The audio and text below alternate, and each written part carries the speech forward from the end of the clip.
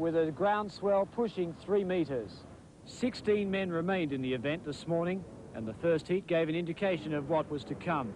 The waves were marching in those familiar Bell's lines, forcing surfers to pull out their bigger gunboards designed for big waves. These conditions suit a surfer like Englishman Martin Potter, who now lives at Palm Beach in Sydney.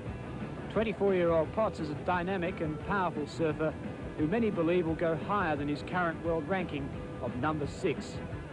He was up against Wollongong's Robbie Page, the number 24 surfer in the world.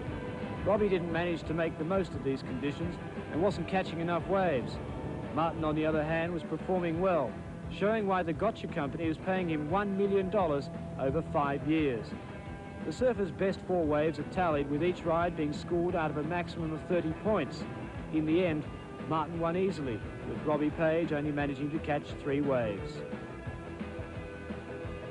The next heat provided some of the best surfing of the day. Firstly, there was surfing veteran at 28 years of age, Byron Bay's Shane Horan. Although Shane has won 11 events in his long career, he hasn't won since 1984, and he's hungry for victory. The waves are just to his liking, and it shows. Cronulla's Mark Ocalupo is also a well-performed surfer with 8 career victories in his 5-year career. He was pulling off some great manoeuvres on his backhand. He's only been surfing in a few events in the past year, and his ranking of 45th in the world isn't a fair indication of his talent. However, his opponent was doing even better, picking up bigger waves and doing more on them, showing the benefit of years of experience at Bell's. Shane was looking very good and cruised to victory with a 19-point margin. Shane, looks like you're surfing really well. You happy with it? Yeah, I'm pretty happy with my surfing. These are actually my style of conditions. I like the bigger waves. I'm a bigger style of guy. Just come back from 3.5 months in Hawaii, and I'm really used to these big, powerful conditions. It's been a while since you've won an event. How do you rate your chances here? Well, if the swell stays, my chances are pretty good. I've got good equipment for down here.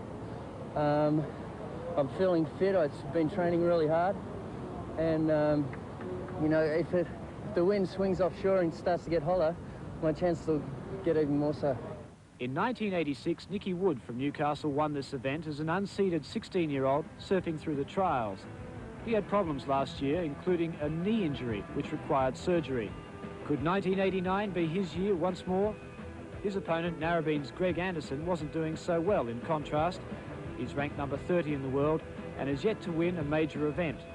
On one wave, Nikki showed what his intentions were, really pushing it to the limits. It was to be the top-scoring wave of the day, 26 out of a possible 30. After 4 waves, Nikki knew he'd easily done enough. Nikki, you look to be surfing pretty well. How are you feeling? Yeah, pretty good. Really good waves today for all the competitors, and yeah, there's some good lips to bash. It's unreal. In 1986, you won this event coming through the eliminations. Yeah. You think you're doing a repeat performance? I'll give it a good go for sure. There's only a few guys left now, so just take each heat as it comes. World champion Barton Lynch from Manly came to this event on a high after winning at Cronulla 2 weeks ago. He seemed to also be pushing hard, too hard perhaps, and was blowing a few manoeuvres. His opponent, Hawaiian Sonny Garcia, 19 years old and ranked 16th, faced his task very coolly. He surfed well, and maybe even conservatively, but with the benefit of the big wave experience in Hawaii. Barton needed something longer. He was behind with 10 minutes to go, but his judgment was awry. He wasn't focused, he said later.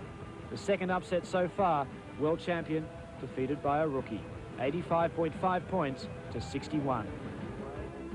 Ex-world champion Damian Hardman was next up, also against a youngster. This was to be a fine battle, with the surfers going wave for wave. His opponent, Todd Holland, started very well with a very high-scoring wave. Todd is 20 years old and is from Cocoa Beach in Florida. He joined the pro circuit in 1987 and has been steadily moving up the rankings. Damian, surfing on his backhand, was pulling off some great re-entries, surfing on his 6'9" gun. It was a high-scoring heat. Eventually, it was won by Damian from Todd Holland by just 2 points.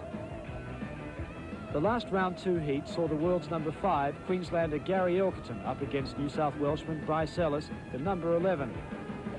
Gary was surfing spectacularly, but he broke his board in the shore break and he narrowly lost to Ellis, a minor upset.